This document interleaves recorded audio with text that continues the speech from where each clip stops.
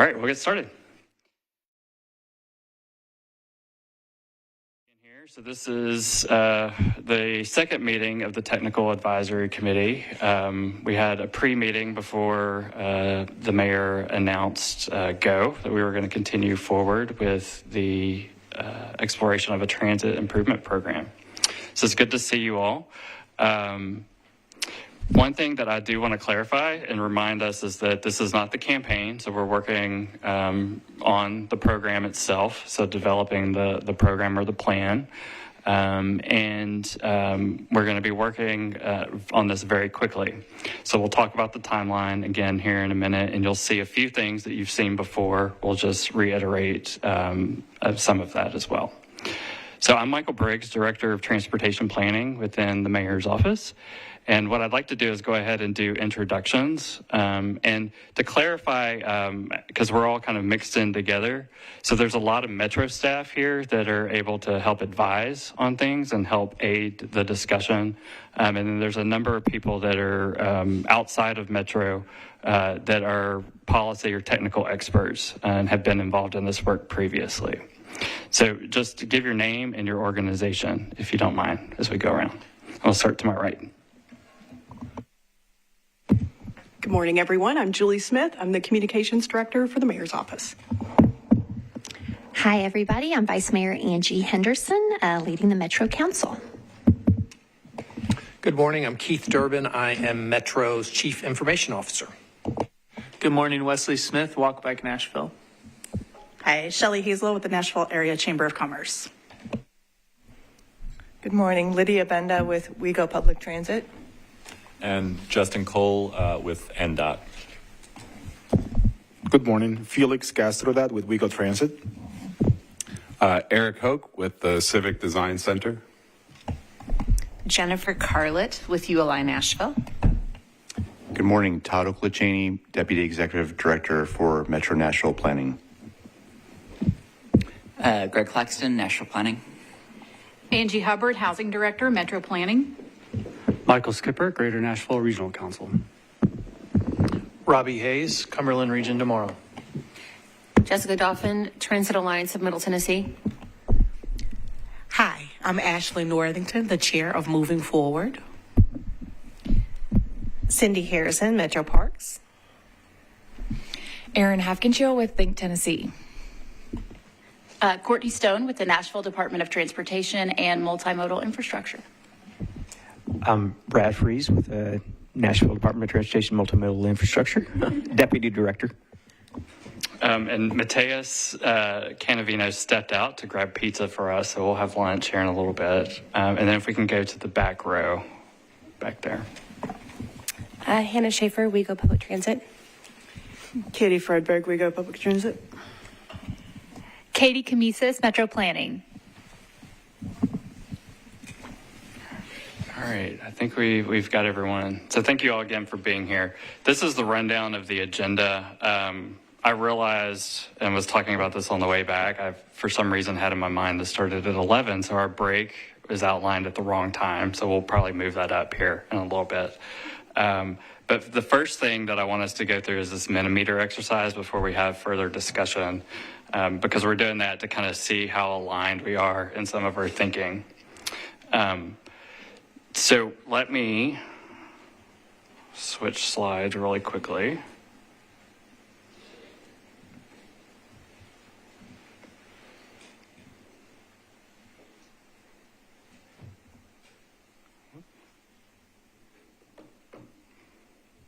Let me go back. So use this web address and the code to get logged in. And so hopefully, because you've already set up your Wi-Fi, you're able to get on pretty quickly. You can also use the QR code as well. And then I'm kind of looking to people to either give thumbs up, either on the Mentimeter part to let me know you're in, or looking up at me and not at your phone.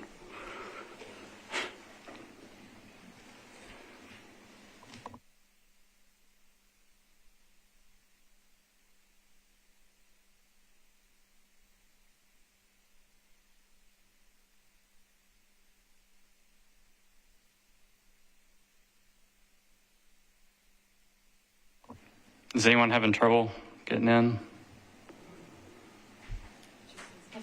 Okay, so you should have like a blank, okay, you should have a blank screen. All right, so now we want your input. So what are the must-haves then for a transit improvement program? So as we talk about the tip, and you all are technical experts, what do you think are must-haves?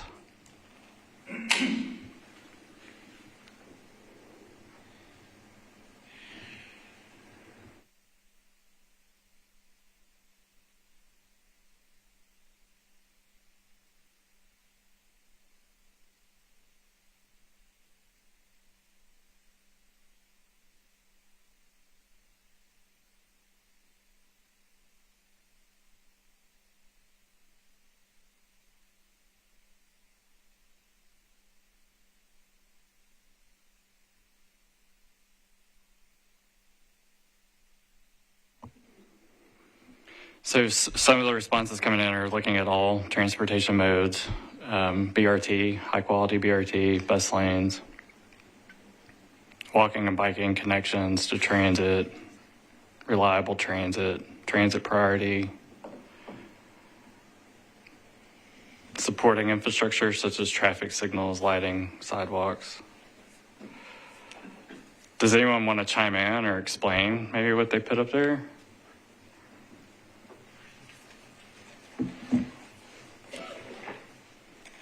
Street lights, transit priority.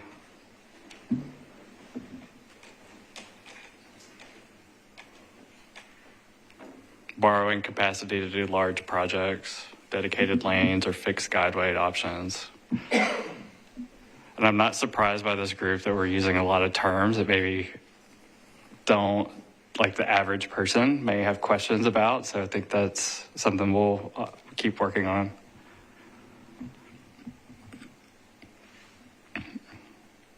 Easy access, connectivity, enhanced bus service, high quality BRT. So it's things around a lot of the transportation modes, and then it sounds like reliable transit service is kind of some things that are coming in or themes that I'm seeing.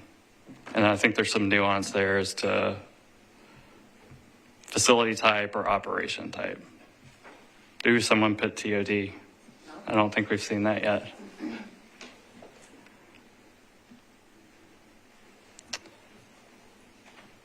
Okay, so now we want you to think about prioritizing. So when we showed you a big list of unconstrained needs, so as we start looking at a financial envelope, how do we begin to make and rank different types of projects? So are there any questions as to like what any of these mean or that we need to talk about? So making existing service more frequent, improving walkability, adding new transit modes, deploying technology, and route extenders. So, Michael, adding new transit modes is like BRT, light rail, commuter rail. Okay. Correct.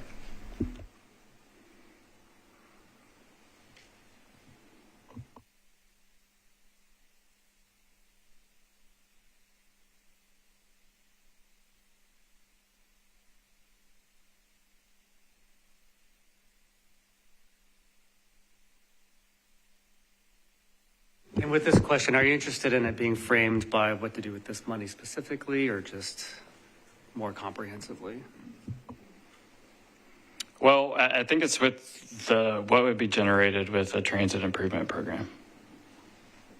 So we know there's existing programs. So there's a sidewalk program, bikeways, traffic calming. You know, there's things like that that continue to exist. So with this funding program, what are our priorities?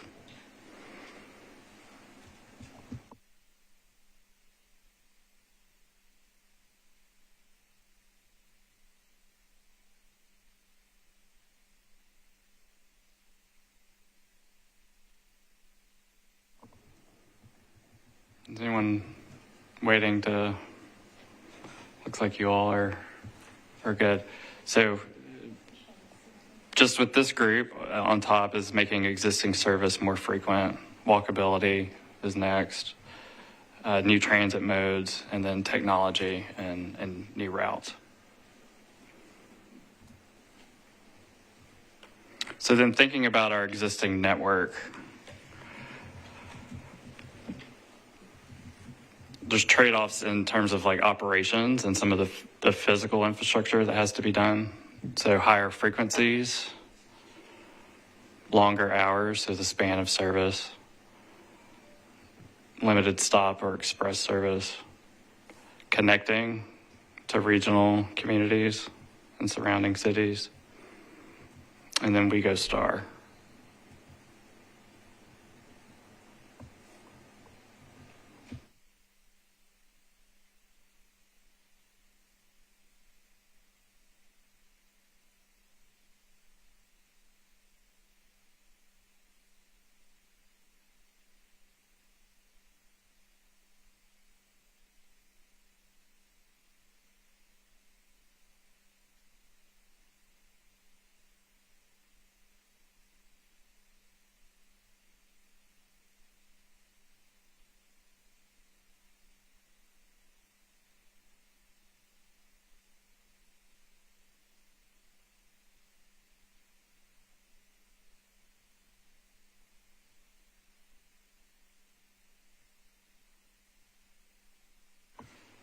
Okay, so with this group, higher frequencies, longer hours, span of service, express service, connecting, and then to surrounding cities, and then we go star service 7 days.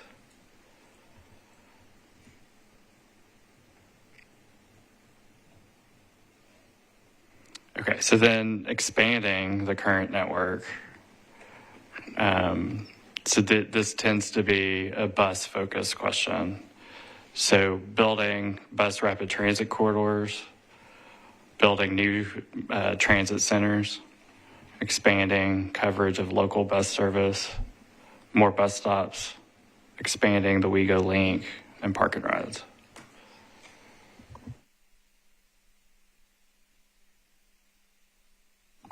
When you say bus stops, are you talking about shelters themselves or new locations for stops? That's a good question. Shelters, I'm looking at the WeGo staff, yeah. Yeah, I think that's looking at expanding the footprint for covered stops with shelters.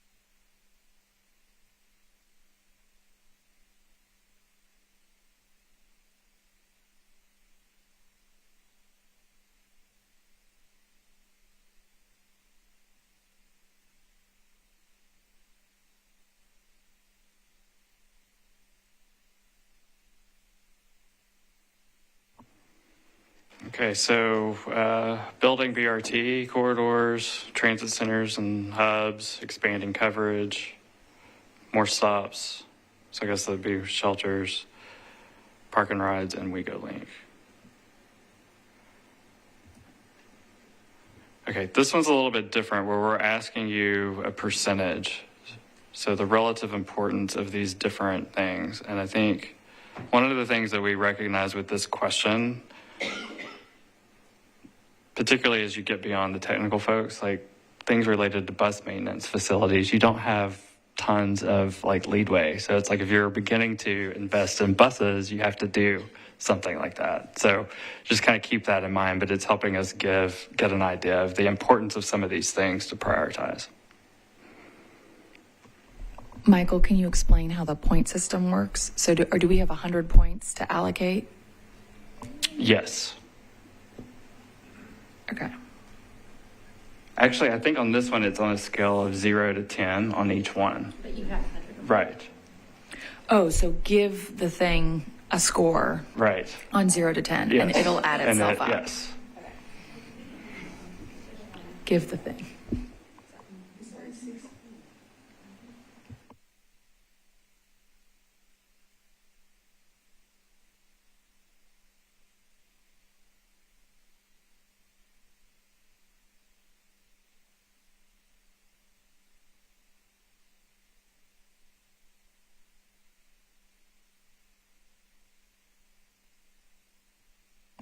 Could you maybe explain the safety and security one, or an example of what that investment might look like?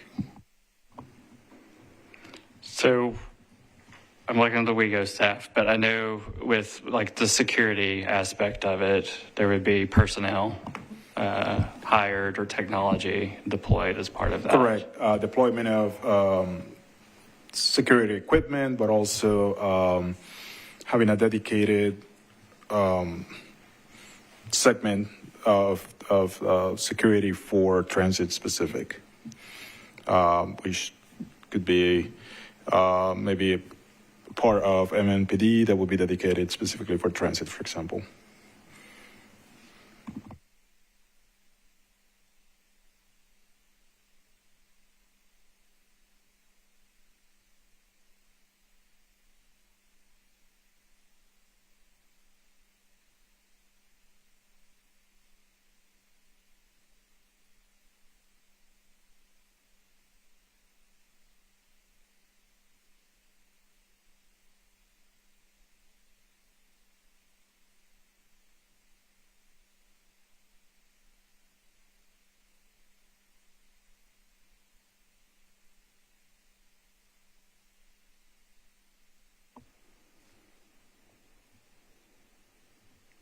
Okay, so best maintenance always tends to kind of be the last thing people think about, but it's one of those essential things. So, but this is helpful as we continue to look at different program aspects as to what would be important.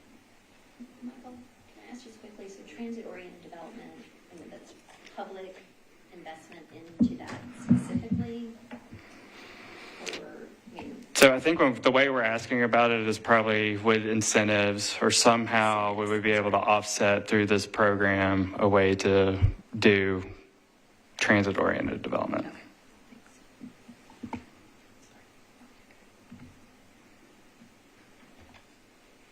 Okay, are there any reactions or anything, kind of what you saw you want to share? Yes, Sure, Jessica. thank you. I would just say that the bus maintenance facilities, great question. I think it should be talked about more because I don't know that many people understand the state of our facility at Nestor and Myatt. Not that it's in terrible disrepair, but it's not, viable if we're going to grow our fleet in any significant way, right? And so that warrants a deeper discussion so that people can understand why we should make that investment. Good point. Other thoughts, reactions? Yeah, Aaron.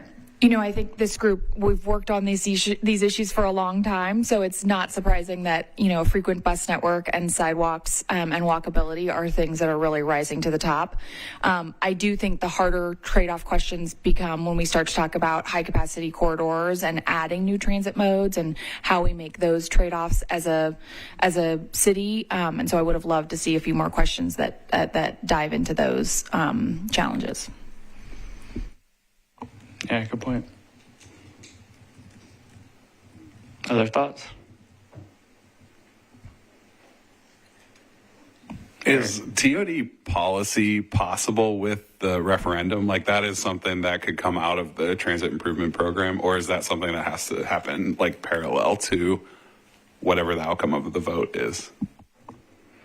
So, and we've talked with legal a little bit about this. So this, answer, I guess, is evolving, but there's potential. So I don't think there is a way to put in something like we're going to set aside a certain dollar amount that's generated through this program to go towards a housing fund of some sort.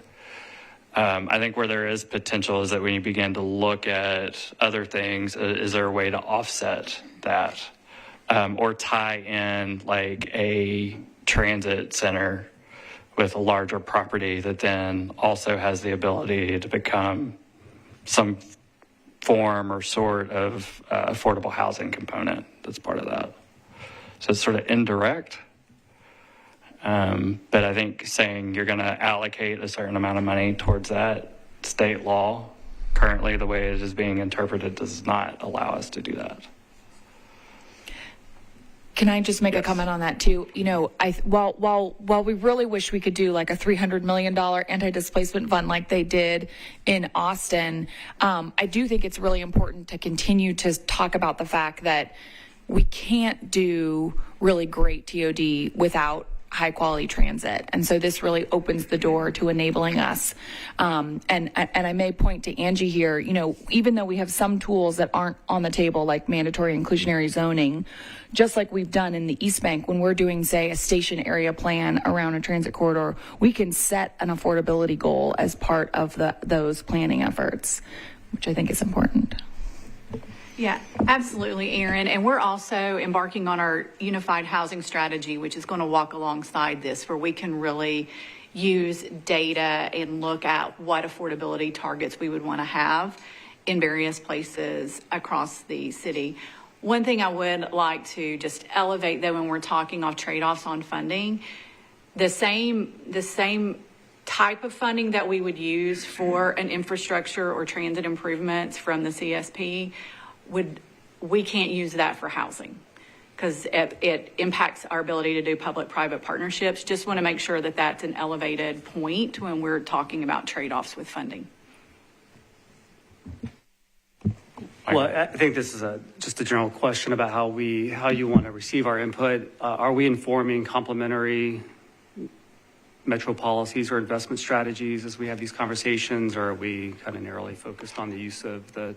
Yeah, so we know there's going to be other programs that have to be in the mix with this. So I think we want to have a much more holistic conversation than what has probably been happening previously. So when these issues come up, we're not kind of caught with, flat-footed on some of these things. And so Angie and I, we've had conversations too that like we want to be prepared because people are going to bring up those issues even though we're developing a transit improvement program.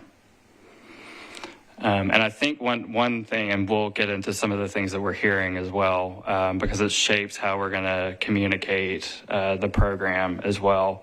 But really getting an idea of current budgets and operating capacity and capital that is happening, and then how much the transit improvement program adds to that and boosts it. Like, having slides and information on that will be important. So instead of just going out there and saying, here's this program, here it is in the mix of some other things at play.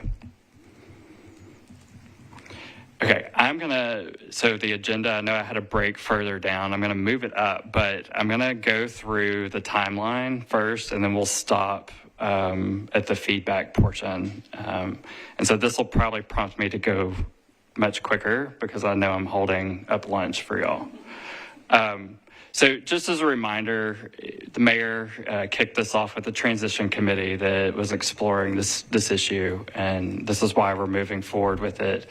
And questions have come up around why now and why November, and I think we're going to be coming up with a much better answer on that as well, because we're hearing some of that as feedback. You all shared your transportation stories, so we're continuing to gather these and flesh those out. And that's really, when we talk about things, kind of getting at the heart of what we're doing and want that at top of mind as we have conversations within the community. And then you'll remember, like, we looked back at all of the past plans, over 70 plans, and we're kind of at this key point where we've done a lot of plans and beginning to talk about a program that we begin to act on. The important thing is that the engagement doesn't stop. So even as we have the program out there, we'll be talking about it, how it impacts residents, and then if it is approved, each of those projects have separate planning processes that we'll continue to gather feedback on. So this is the timeline. This is why we're moving so quickly. We need to get to an idea of what the infrastructure and service improvements will be by the end of this month in order to determine the financial plan and it be ready for audit by April 1. It goes to council then within the summer to be ready to be filed with the election commission, and then with voting beginning in October and election on November 5th. So here's what we've been doing since we had our pre-meeting. There's a number of metro departments that are working to pull together and develop the TIP. We had the pre-meeting on February 8th. That was kind of assigned to us to continue moving forward as we continue to have the discussions from a technical perspective. The mayor pressed go on the conversation, saying we are moving forward with this. So that will be something that will go to voters in November. And then we had immediately after that a community advisory committee. So this is a separate group outside of you all that we're also discussing some similar issues, but then diving in a little bit further on community engagement as this process moves forward. We've done council member listening sessions, so we've done 29 of them within 4 days, and we've got more scheduled. So that's I guess one of the advantages of a large council. We've spent a lot of time talking with them and listening to their concerns and needs, and then where we're at today with the TAC meeting. So what we're beginning to hear related to process in some different ways is there seems to be a general agreement that we've done a lot of plans, and so there is kind of this urgency behind it. I think the challenge of this is that this process based on that timeline is really fast, and so making sure that people feel that they have been heard, that we have taken their feedback and input will be really critical to this process. The TAC and CAC committee, I think you all received a question about just being listed on the website, so we wanted to double check with that. So that will be on the website soon. Why Now has come up in several different conversations, and I think that was at least an interesting thing that we had not considered conveying, like why are we moving towards a November vote? And that's unclear to people right now, and I think we can do a better job of communicating that. Then the community talk. So using clear terms, which was not on our slides before and what you all were talking with. So we've got like a list of terms on a whiteboard that we're trying to figure out how do we talk about it. And then just translating key pieces of the work that we do and using graphics so that it resonates with more people and reaches a larger group. And then making sure we have frequent touch points and an FAQ. Then related to the projects, you all have expressed this, just needing to know the costs and the project extents, making sure we're looking at all possibilities related to revenue and grants. Light rail comes up in some conversations. It tends to be a little bit more on the business and technical side that we're hearing that. We're not hearing it as much within some of the community conversations. The community has really focused on trying to explain the user experience. So whereas we're coming out with like a list of projects, how does that translate into outcomes for people? And so we're going to be giving thought to how we talk about that instead of just a list of projects that maybe doesn't resonate with more people. Then there's also unclear implementation. So helping to distinguish what is quick to be done. So things like service improvements are things that can probably be done quicker versus things that are hard infrastructure and long-term. There's just a lot of questions there.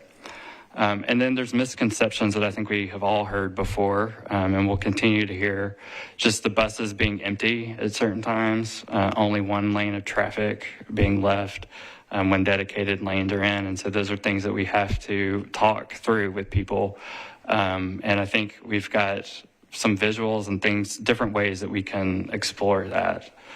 And then there's also some things as we've been having council member conversations around crosstown service that was maybe service that was eliminated previously with WeGo because of budget concerns or with COVID that are emerging in some of those conversations as well.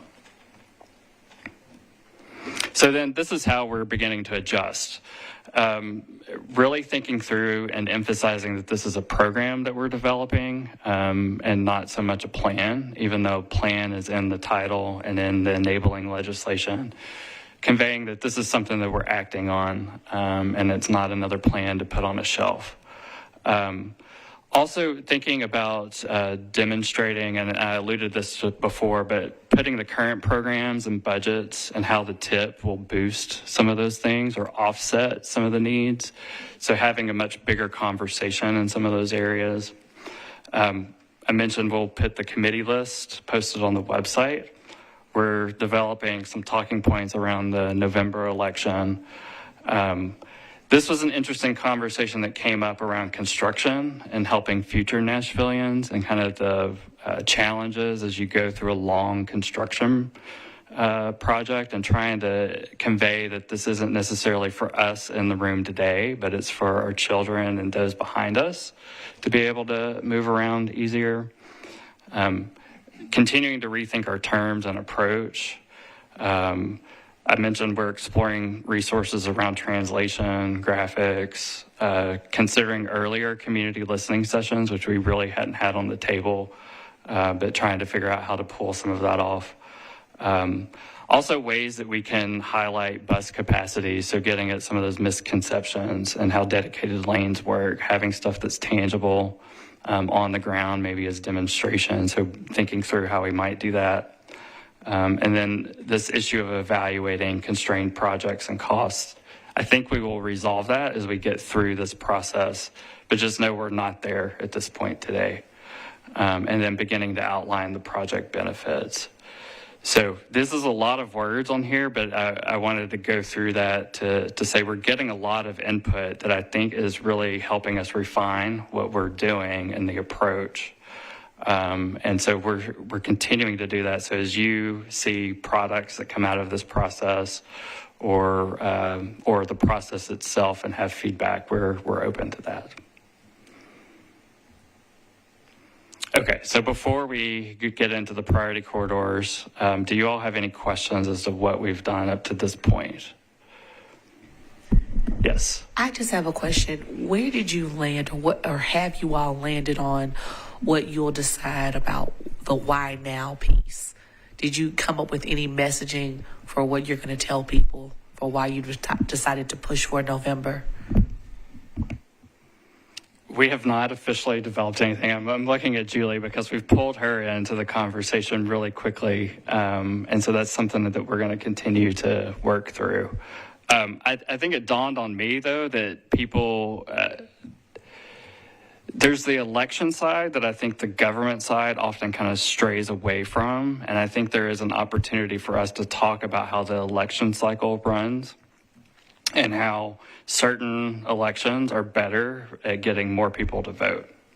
And I think that is something that we have not communicated very well. And the campaign will certainly probably go down that aspect of it, but that's also something we can reiterate as well.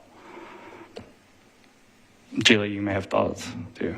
I'll just add, I think there's no doubt that something needs to happen, and the longer we wait, the more painful it is.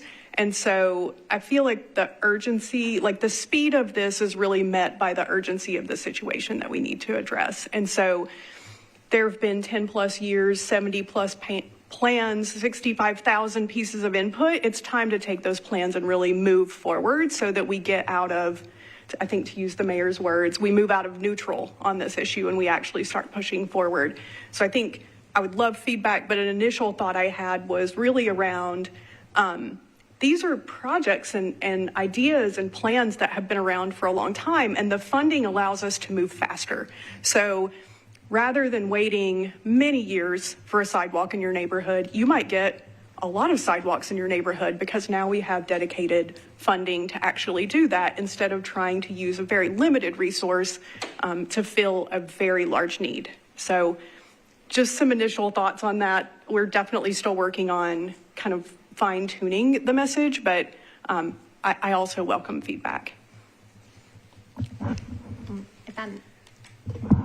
If I may, just from my perspective, when we talk to constituents about election cycles and, you know, even the complexity now of like, okay, there's a March primary for the May thing or the what, like, I would encourage us not to, I don't think citizens really care about, you know, the optimal time on the ballot relative to the type of turnout for the success of the plan. That's sort of like logistical strategic stuff. And it's really like, why not now? Like, I mean, we have already waited for so long. And so like, yay, November.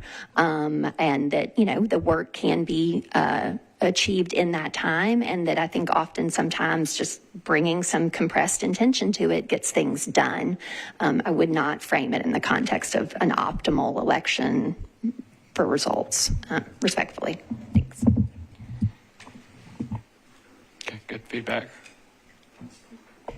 And you may be able to workshop even, Michael, what you were saying, that this is not another plan. This is like why we're going now is because it is action items that we're going to be able to deliver. I think that would resonate very well with voters.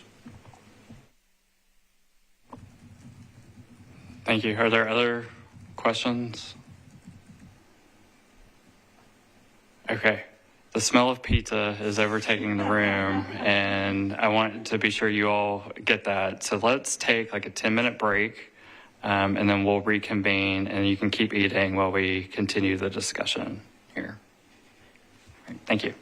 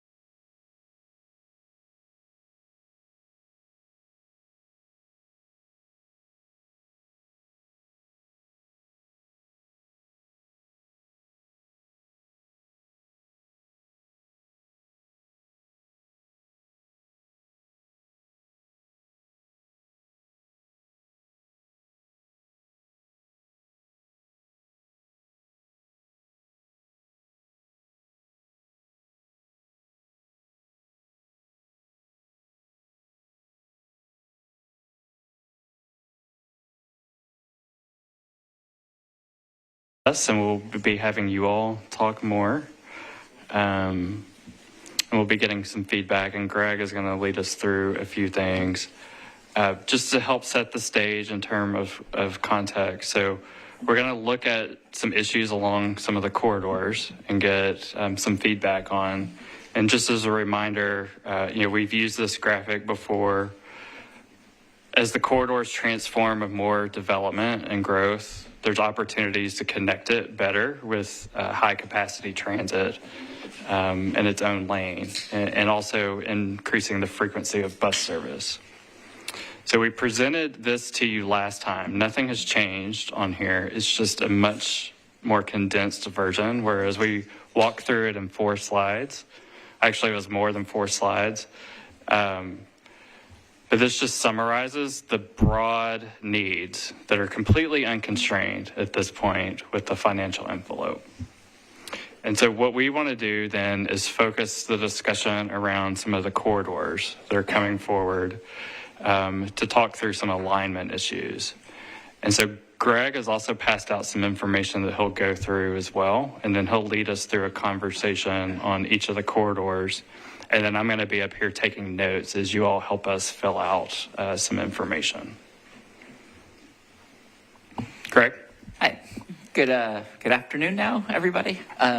So as Michael said, I passed around a basic stat sheet. We pulled this together pretty recently just to give a sense of kind of how the corridors compare on a few data points related to sort of the 4 program areas. So we've got kind of for Murfreesboro and Bell, Gallatin, Nolensville, Dickerson, and then for a little bit of context, West End as well. I'm going to walk through sort of the basic data, and then we can just sort of talk through whether it's this data in particular or other impressions y'all have about strengths and weaknesses for each corridor. So we've got some basic demand stats at the top, kind of population and employment. And then because these corridors are of different lengths and kind of different areas as you get off the corridor, we've provided the area and then a couple of different density metrics for population and employment. So population per acre, which is kind of a common stat in thinking about urban form, but also population per square mile, which is kind of a more of a metric for sort of transit planning, I think, in a lot of cases. Below that, we've got daily traffic measures. These are from 2023. The number of stations that is reflected on each corridor, then the lowest kind of traffic count station, the average, and then the highest. And you can see kind of the corridors range from 7,500 daily trips at a station on the low end up to 31,000 on the high end, with most kind of hovering in the mid-20s. Below that is a safety piece. These are kind of all of the crashes per square mile within a quarter mile of each of these corridors from 2018 to 2021. We'll be working to get kind of updated stats as well. The number of injuries, fatalities, and then pedestrian injuries and fatalities in particular. Again, these are not total counts. These are per square mile within the covered area. Next, just to try to give a rough measure of sidewalk coverage, we've got this number of center lane miles for major, minor, and local streets within kind of the quarter mile buffer of the corridors, the number of sidewalk miles, and then the ratio of those two. Roughly with the idea that if you've got a road with a sidewalk on both sides, that ratio would be 2 to 1. And then last, kind of ridership stats on the primary routes on these corridors from the last quarter of 2023, along with the frequency at peak, like the number of minutes in between buses at their peak, the travel time ratio between peak and off-peak service. So like a 1-to-1 means that peak travel flow is the same as off-peak, whereas a ratio of 2-to-1 means it takes twice as long on key segments of these routes. And then last, average weekday ridership. And so that's a lot to absorb, I know, but I think for this group, it's kind of more or less familiar territory. We just kind of wanted to provide this as a starting point to sort of think of how the corridors compare. Obviously, we'll be building in kind of more recent data, additional data points as we go through the process. Sorry, Greg, on the daily traffic, I didn't quite understand what you said. This is not the ADT count for the corridor. This is the traffic count at the stations? At the measuring counts where AADT is measured and calculated from. So, kind of along the corridor, there's going to be different daily traffic points, like depending on where you're at. So the low one is going to be sort of the further extreme. The high one is probably, on most of these corridors, generally going to be closer to downtown. So it's just reflecting that kind of what the average daily traffic is going to be depends, on where you're at in the corridor. Got it. But it is an ADT count? Yep. Okay. Yep. And then Greg, on the second to last one, under ridership, the travel time, is that the sort of the worst circumstance along the corridor or the average? So that's kind of average for key segments, though, correct? Average for the entire corridor. Oh, the average for the okay. Average for the entire route. Thank you. Any other questions about kind of the data sheet in general before we shift to talking about Murfreesboro kind of holistically as a corridor?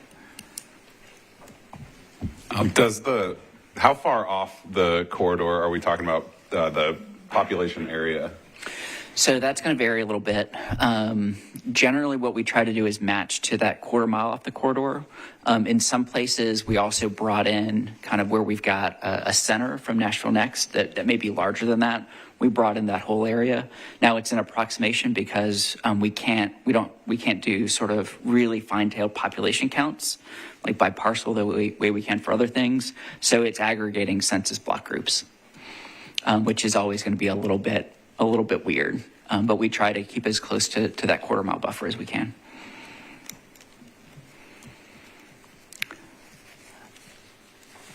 All right. And with that, I think we're going to just kind of work through the four main corridors one by one. So strengths, weaknesses, and just other thoughts and comments for Murfreesboro and Bell Road.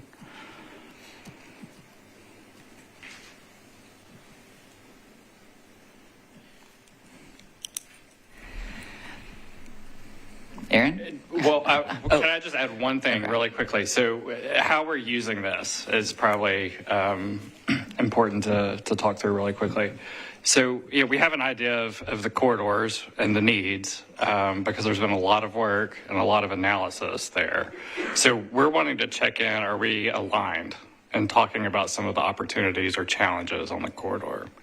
Because we have one set of eyes. You all have many different perspectives. And so it's kind of a gut check now as to, are there opportunities, for example, for TOD, for dedicated lanes? Like there's physical characteristics and then there's operational things that are happening on these corridors. So this is a bit of a gut check if we're heading in the right direction. Have you looked at, or could you add to the sheet at some point, a measure for development potential, whether it's underutilization or vacancy rates, to the point about TOD? I'm sure we can. Some of you looked at. And current zoning along those corridors. Okay. I guess I'll just go ahead and jump in on Murfreesboro. I mean, I think obviously Murfreesboro is showing up in the sort of number one position on a lot of these metrics that you've shared with us, ridership being the first one. But I think as we all know, when we're talking about these corridors, there's a lot of things that you have to keep in mind. Equity concerns, technical capacity, political will to sort of get something done. Clearly, West End is our densest corridor, but to me, Murfreesboro is sort of the magic corridor in terms of access to the airport, really great connection to downtown and the convention center, eventually a connection to the community of Antioch, which is where a lot of folks have been sort of displaced as we have grown as a city. Eventually a connection to the city of Murfreesboro, which is the 5th largest city in the state. But it also is sort of primed for development, but in a way that it hasn't yet happened, unlike on West End, which just as a reminder was upzoned when we did the AMP project. But then also Murfreesboro is one of the widest corridors. And so as we're thinking about dedicated lanes and opportunities for high capacity corridors, there's really great potential there. So maybe we could did you write magic corridor, Michael? I think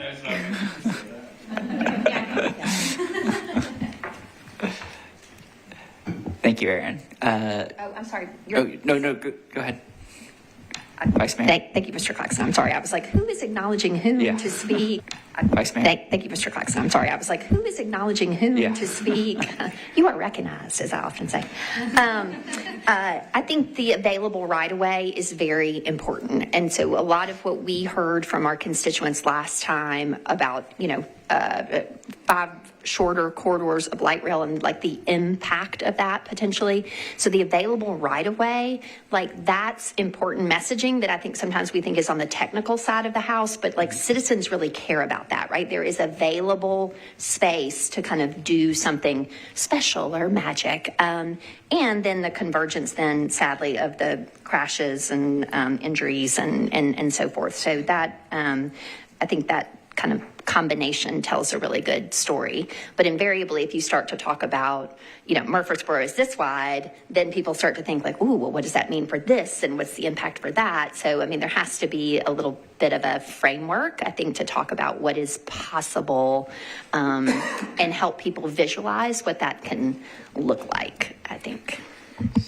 And real quick, just a quick follow-up, Vice Mayor. Can you say a little bit more about, in your experience, what the thing is that lights up for people when they start thinking about the availability of right-of-way? I think it is that we can do more things with less impact. And I would say, probably from like driver brain, like the driving public, the perception that, something's going to be sort of taken away. And to Michael's point earlier, I think there's a lot of good visuals and peer cities and things you can show around, like, when we first started talking about road diets, it was just people saying like, trust us. But now we can show that if you do a road diet and you take out this lane and you provide other modes and it's part of a bigger network like that. But I think just generally the airport piece, citizens continue to kind of talk about that. And so I think, knowing like that corridor kind of goes somewhere that a lot of people kind of have to go, that when they are in other cities, that's a typical pathway, but that also it genuinely serves many more of our citizens and provides that access. It's just a really nice convergence of things there. But I think particular to right-of-way, it's just like you can do more things. And that could even just be like trees too, right? There's just more space to do things with, so. Okay, great, thank you. And I'm kind of scanning around and looking for lights as they come on, so Brad and Michael. Yeah, I guess to throw some other things on as far as Murfreesboro has been a good opportunity, the Murfreesboro Road corridor, you got to think about TDOT's investment along the corridor on I-24. They are, this is one of their first corridors from the Modernization Act that they're going to be investing in. I know they're talking about the choice lanes on the I-24 corridor. Murfreesboro Road is the major diversion of I-24. We do have, it's no coincidence that they've been investing on that corridor for a long time. I will say, as far as the technology standpoint, in their I-24 Smart Corridor project, they did upgrade all the traffic signals along Murfreesboro Road all the way in between all the agencies. They also installed cameras at each of the intersections as well. So there is that platform to consider as far as foundation. There's also fiber connectivity along that corridor. Okay, great, thank you. Robbie and then Keith.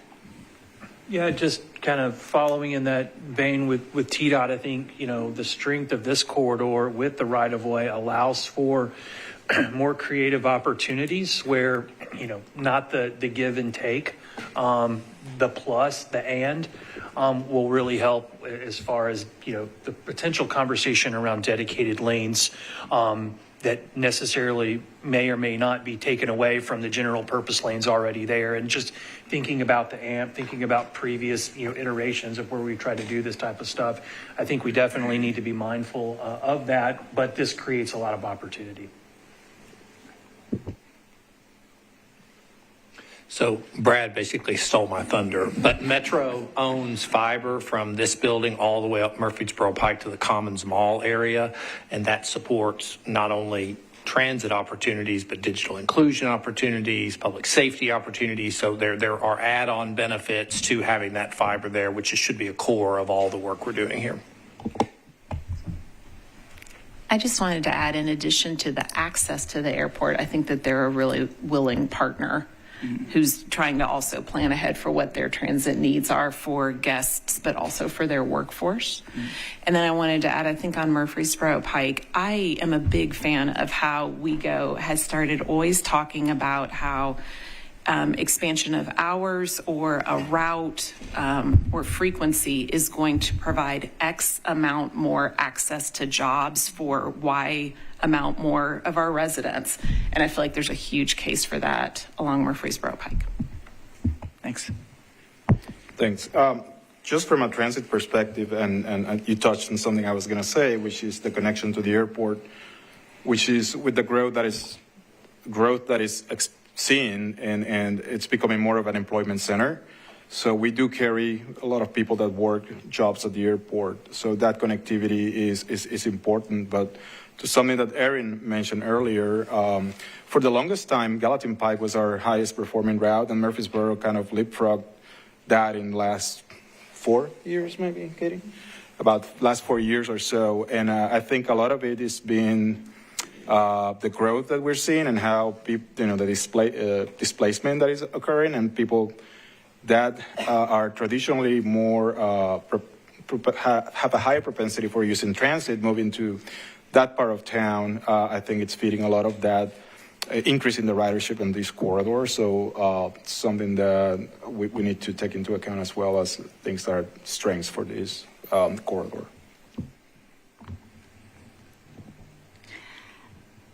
So we've talked a lot about having the right-of-way, potentially having a lot more right-of-way on Murfreesboro Pike. And I think the speed at which we can deliver a high-quality project is probably pretty important. And I think having more right-of-way available helps us deliver the project more quickly.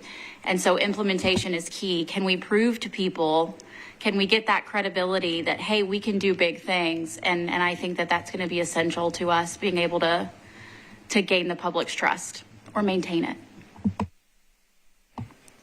So looking up at the screen, I feel like we've got a very, very long list of strengths, to Erin's comment earlier. Are there weaknesses? Like as you think about kind of how this might proceed, are there challenges or weaknesses or things that we will need to grapple with as we think about kind of this project?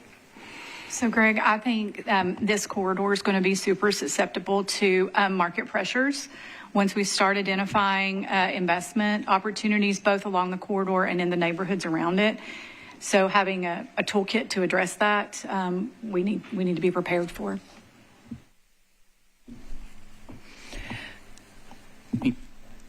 I think I would just say that because the airport is there, I think we have to be really intentional about how we talk about high capacity corridor on this project being both for locals and tourists, and sort of how we balance that communication. Locals use the airport too, and a lot of locals work there.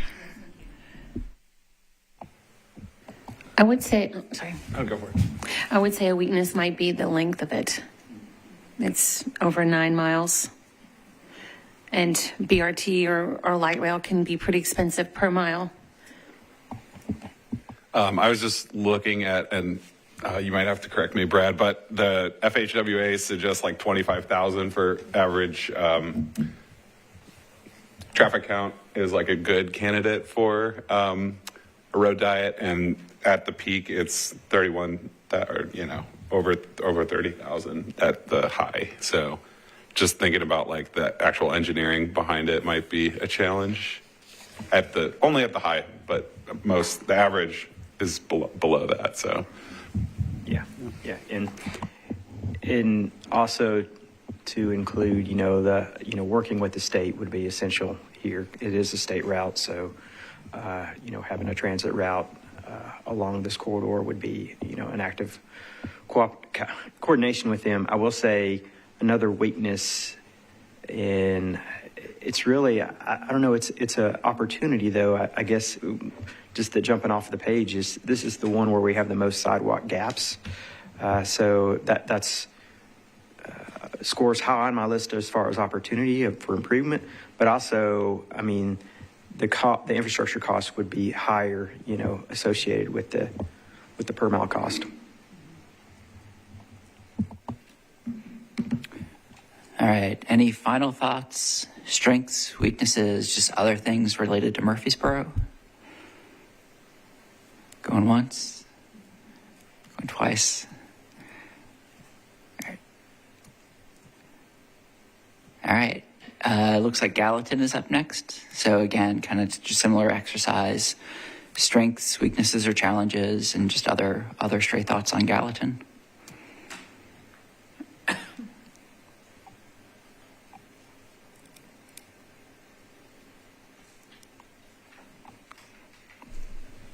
Well, as I know, NDOT is already working on a project on Gallatin Road between Alta Loma and Liberty to potentially add bus-only lanes. So we have some initiative there and some cooperation with TDOT already on that.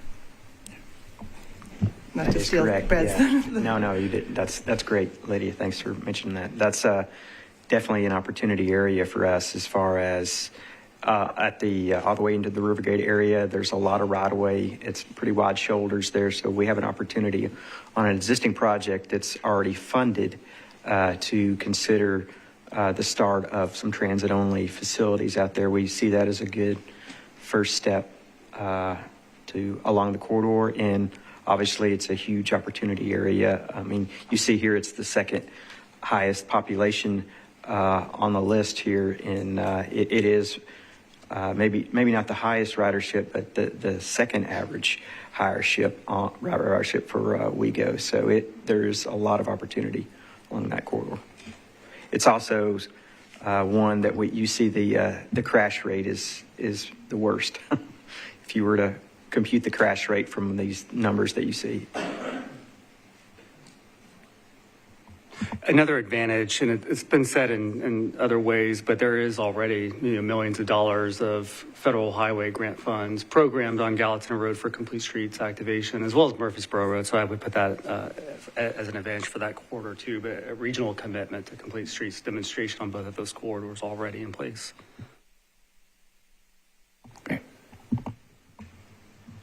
I think we are seeing portions of Gallatin Pike densify pretty quickly.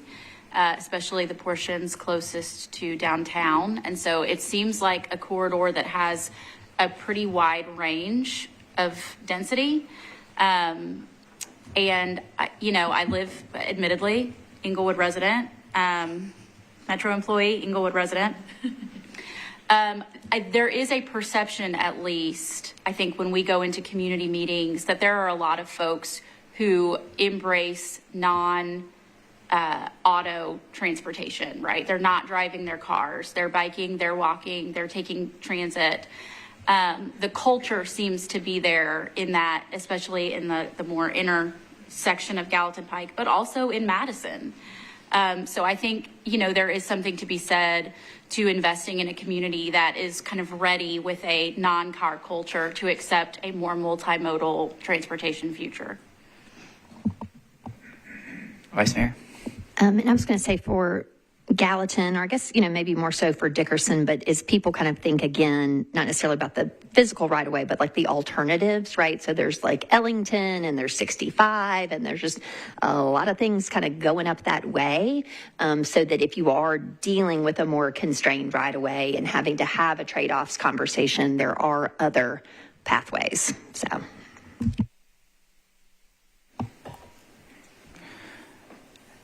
All right. I will just add one more. Of all the state routes we're talking about, it is the one corridor that Metro owns a significant portion of the right-of-way. And that's downtown to Briley Parkway, just for those who don't know. All right. Well, we've already started some community engagement along this corridor as well. So we've had a lot of positive feedback talking about transit lanes on this corridor. All right, we once again have a very long list of strengths.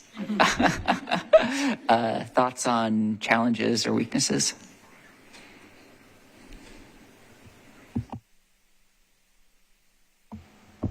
If I recall from the high capacity corridor study, there are a few pinch points along this corridor where maintaining a transit lane is difficult.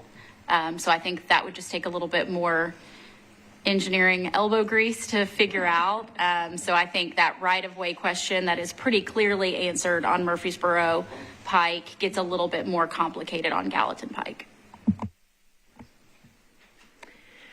Well, I was going to say, with some of the legacy older businesses of sort of the strip center drive-in era out front parking, right? Like that becomes a little bit of a difficult conversation.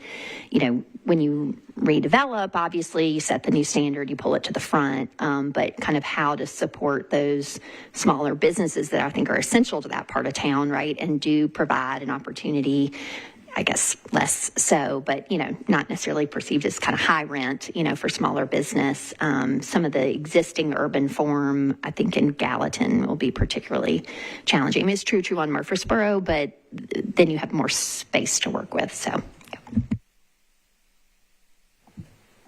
And if I can get real specific, I'm a 56 rider too, and Eastland in particular, and I think that might be that that high number there on the average vehicle traffic count, has a weird alignment, and I guess I could think of this as a strength and weakness, but a potential to realign maybe the worst grid coming together in the whole city right there. So so I guess the weakness is pinch points, is kind of build on the pinch point discussion. There would be a weakness as far as the technology along the corridor. Our network and our signal technologies, that's a little bit weaker on that corridor than others.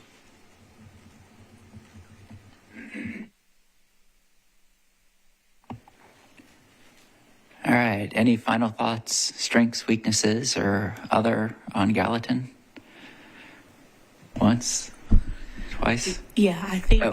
I'll just Thank add you. one. I think that development along Gallatin Road will further exacerbate in some people's minds this idea that we are overdeveloping the East Bank or contributing to more, downtown development. There'll just be this concern that those things are, further spreading out. So that's just something to think about. Great, thank you. All right, as Michael finishes typing. All right, and then Nolansville, strengths, weaknesses, stray comments?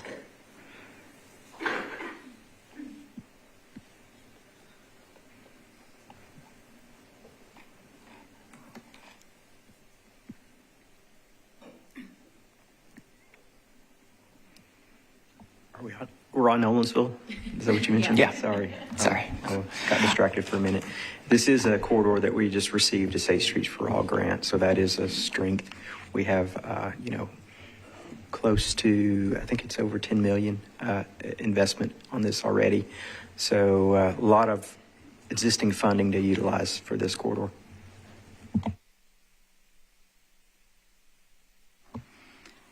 I'd put this in the other. It's probably our most culturally diverse corridor that we need to be mindful of, not just for the campaign, but on how residents in that area would utilize transit, and just being mindful of those things.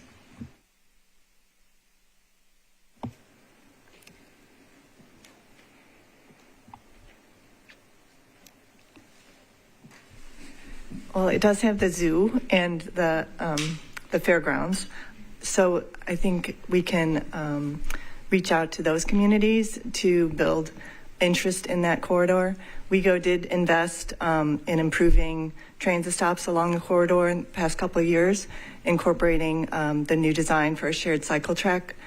So being cognizant of bike lanes as well as transit and how those interact on a very constrained right-of-way. So we've made some progress on the corridor with that. Okay, so what I hear is kind of two pieces. One is some model for how some of this could come together, but also that parts of it are constrained right of way. So that's a challenge as well. Yes. Okay.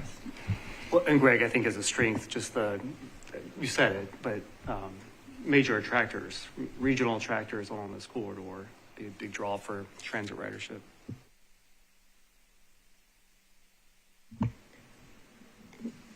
I would say too, and I'm not sure the extent to which from a technical perspective in the plan, you have to have kind of the full scale in-game aspirational thing you're going to do on that corridor. But I think what Nolensville can speak to is prior investment, bus stops already improved, bike lanes are down. And so sort of showing, in the end, however it kind of decided, but, BRT here because of right of way, here more constrained prior investment. So we're just going to go with frequency and better sidewalks and just sort of layering it in, right? So that the community does not necessarily feel it's one size fits all on every, spoke out of the hub. We're just going to just run this big thing, but that it will be responsive to Angie's point there, to the community, the existing business, the level of walkability that I think people will appreciate. While you want to project this is our system and our network as a city and sort of brand that, but that each corridor has its own kind of feeling, flavor, look that is particular to the community, whether, the green infrastructure or the artwork that goes with it, that kind of thing. So it seems like Nolensville has a lot of potential in that regard.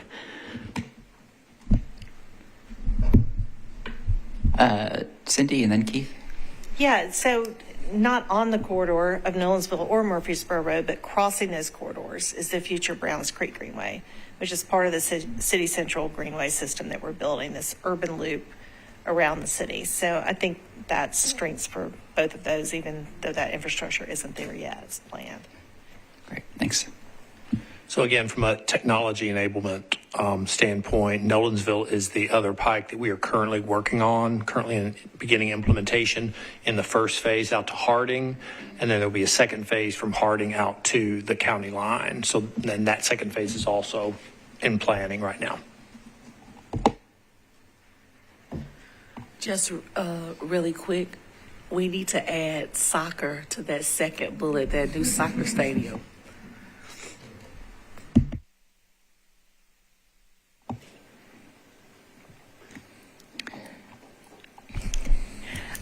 Just one more thing to add, at least out of these 5 corridors, if you're looking at those density numbers, the population and employment numbers, it is the second densest corridor after West End. With this, I guess this is a question probably for all corridors, but thinking about the vice mayor's comment around the art implications, does this trigger the 1% for infrastructure? So that would be automatically part of the conversation, or is this separate? This is different from that?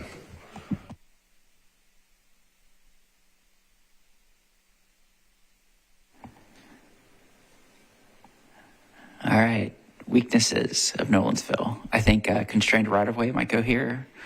Other thoughts?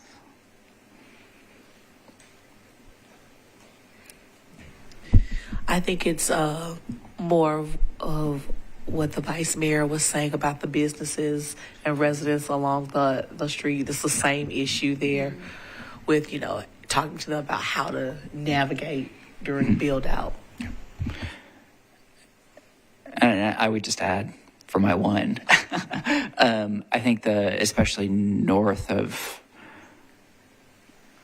Thompson, I think the lot layout is very awkward because it's a lot of cross streets that come in at an angle that can make it a little awkward. I'll add the CSX crossing That's a major issue. So I think the curb cuts are a challenge, that business access. It's also a challenge we probably have to solve regardless, because those curb cuts are a big safety problem for people trying to access those businesses. So one way or another, I think that is, I mean, I would almost put that in the other category, because it's something I think we have to deal with regardless to some extent. Yeah, it kind of becomes both a challenge and an opportunity. Yeah.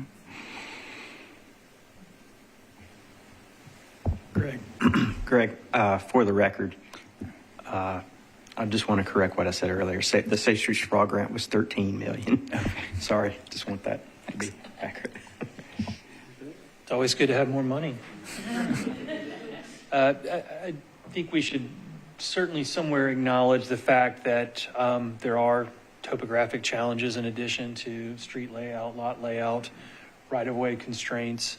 And in addition to that, just this does cross over 440. So, being mindful of a new bridge replacement associated with that potentially.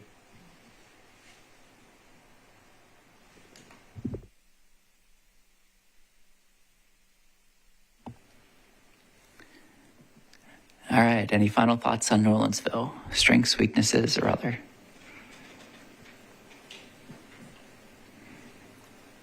All right. I think last one. Okay. Dickerson Pike. Strengths, weaknesses, other thoughts?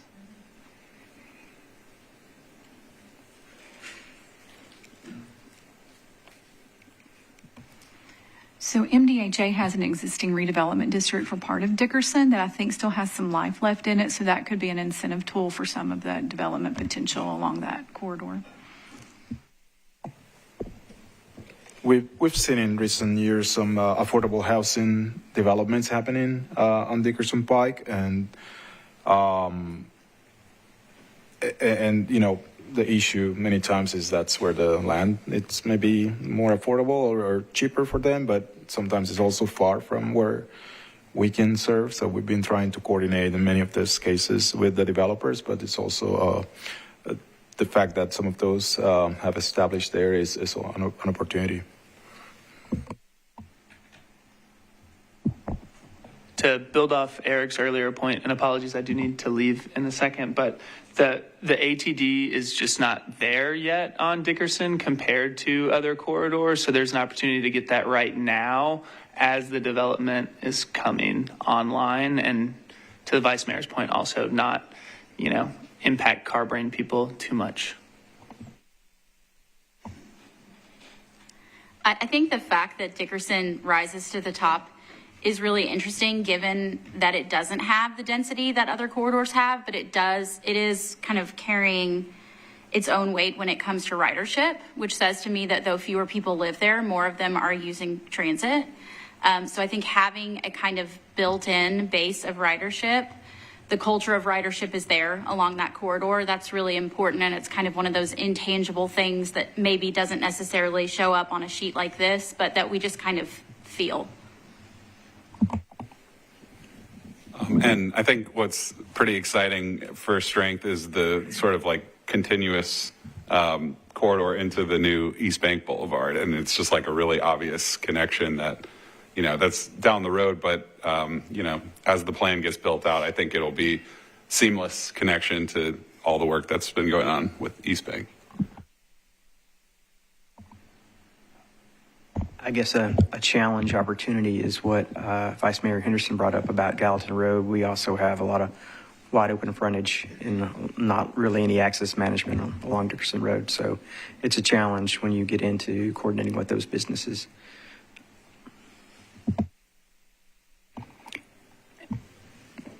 I would say this a little bit off topic, but to Courtney's point in that earlier, just kind of having a unified communication strategy around that, and then what the potential is. Way back in Green Hills days, urban village plans starting to talk about, but having some conversations with business cohorts about how, people get nervous about shared parking, but like if we close these inlets and then we set these things up, I just think some intentional kind of business supportive, small business conversations around how it can actually be an asset to their business, right? More people can walk and bike there. But yeah, that's going to be an issue on pretty much every one of our pikes. So.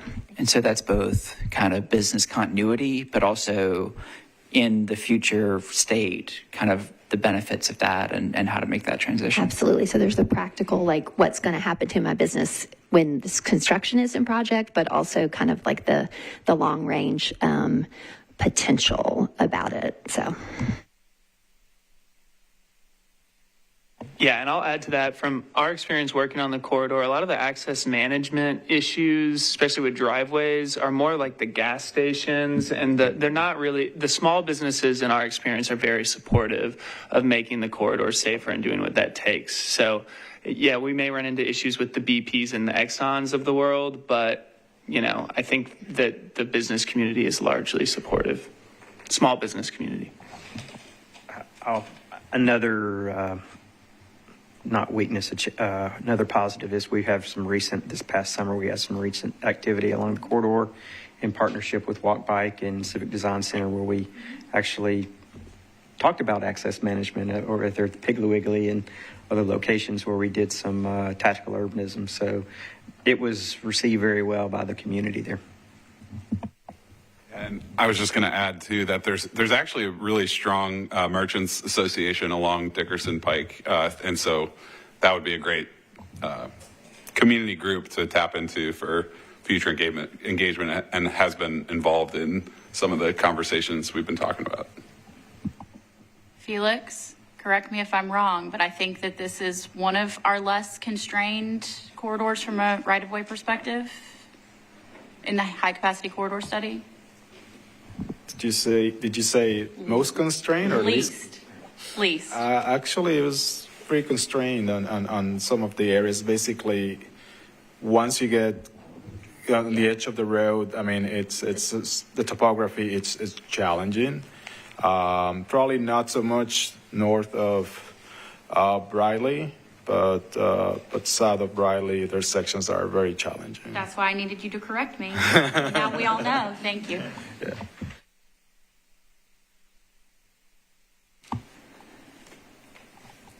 All right. Any final thoughts on Dickerson? All right. Thank you all. Michael? Yeah, so I know, and Kendra pointed out, we're not doing West End. So the reason we picked those four and gave West End as an example was to show the difference between what we had termed as BRT versus priority corridors.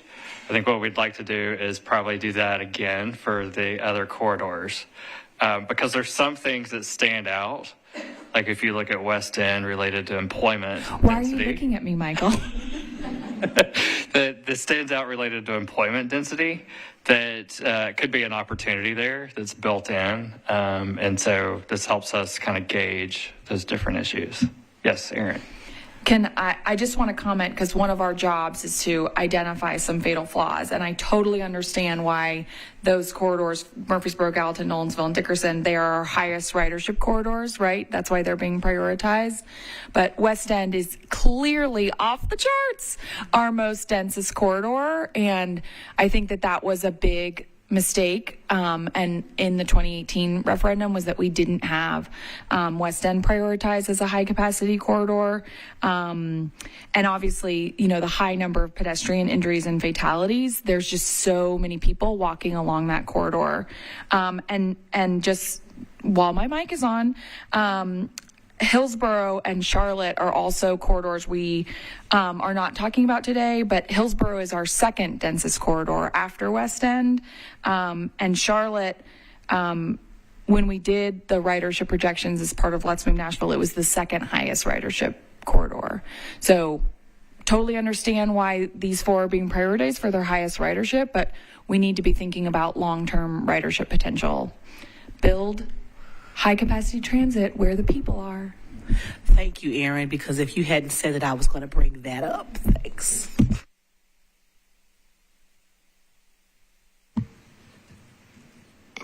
If I may too, I think thinking about how we speak about these, because when you talk about something as a priority corridor, like I mean, if we're going to sort of tier this in, and the larger infrastructure investment, there's kind of the type of investment, but I think when we talk about sort of larger networks and systems and what we want for everyone to kind of benefit from, right? So even if something is not in our nomenclature priority, everybody, we're going to do better bus stops all across the city. We're going to do better crosswalks. We're going to do better, so that even if your corridor that you work on or live on or has potential for you is not one among these, big investments, that there's something you're going to see and experience that is going to make you safer or going to have, so I think I think we need to be really careful about balancing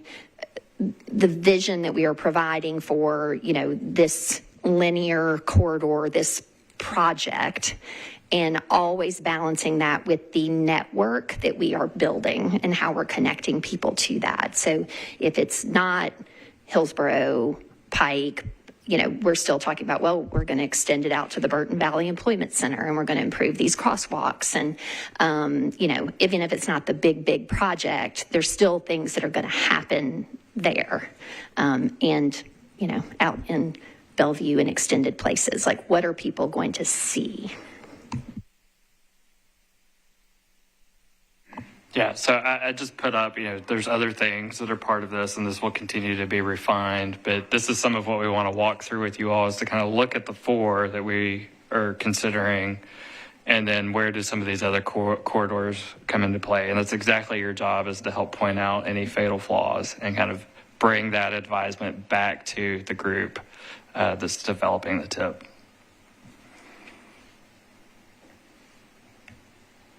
So is now the time to say that West End should be one of the BRT corridors? So, yeah, I mean, you could say that. So, and we will note it.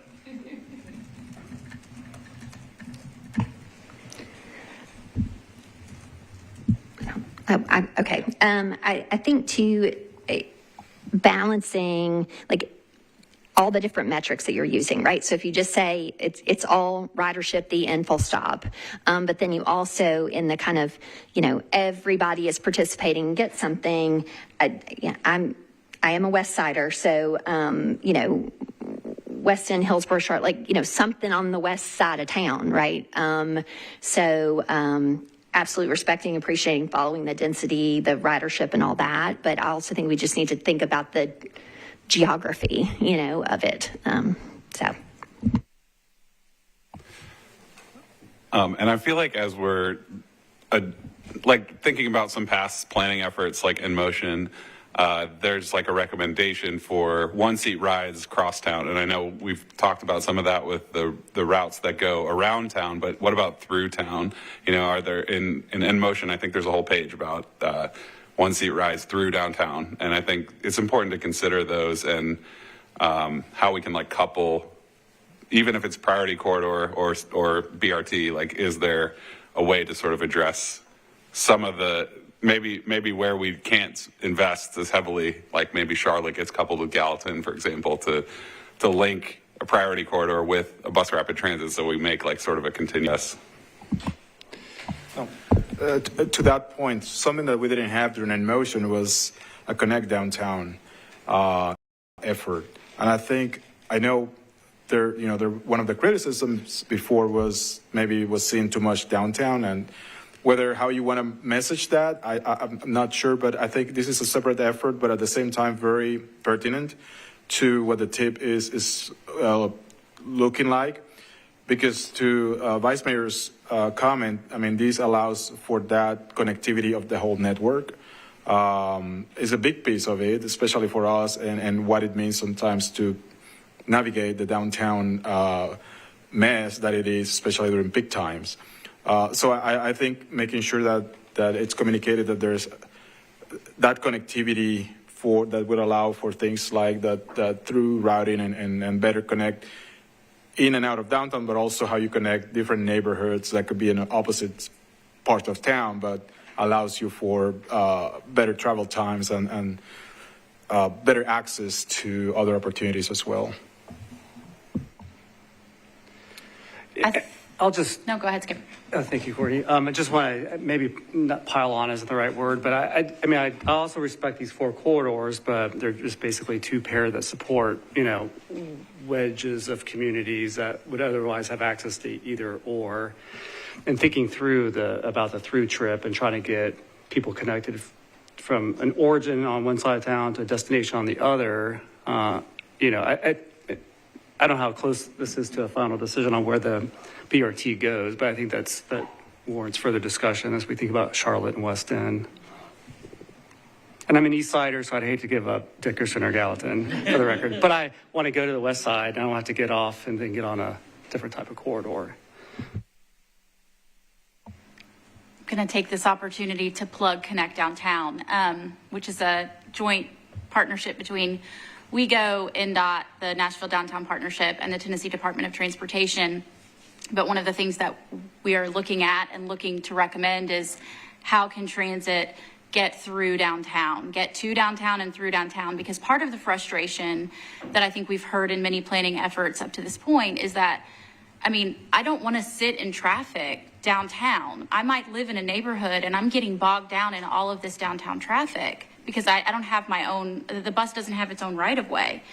And I think if we can solve for that in downtown Nashville, if we can figure out how to get buses through downtown Nashville more efficiently and more effectively, you do get rid of some of that frustration that is causing people to kind of not want to have to go down there or through down there. And so that is being very closely looked at. We should be rolling out recommendations for Connect Downtown, final recommendations here pretty soon, but that is something that is very much top of mind for, I think, all of the departments that have been looking at transit functionality in downtown Nashville.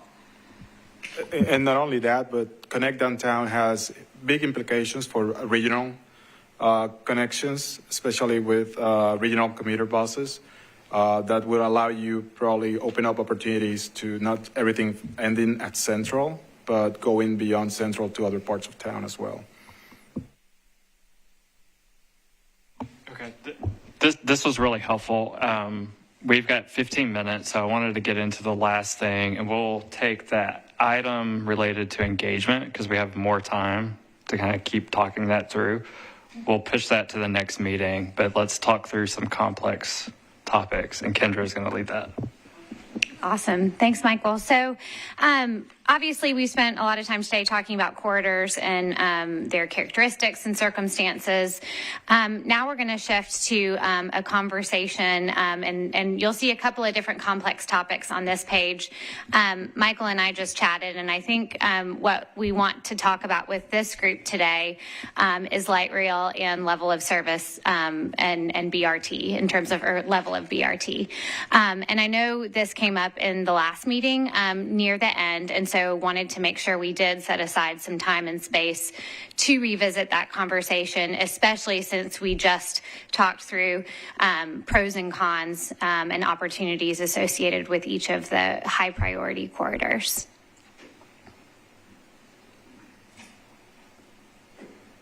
Well, I think one thing that's really important is that we don't box ourselves in, and that we're establishing a minimum investment and level of service and framing the ballot initiative and our proposal through the comptroller's office, the ability to upgrade as conditions and opportunities arise. I think that's really important, that we're not voting on all the specifics now. We're voting on a minimum commitment from the city, from the revenue being generated through the initiative. So in that sense, not to give people false hope that aren't getting everything they want out of this package, but we do leave the door open for upgrading even the things that we think are within our reach today. Do you have, or does this group have feedback on what that minimum level of service should be, or level of investment? Sure, where do we set that lower threshold? I think at the last meeting, some of y'all and me.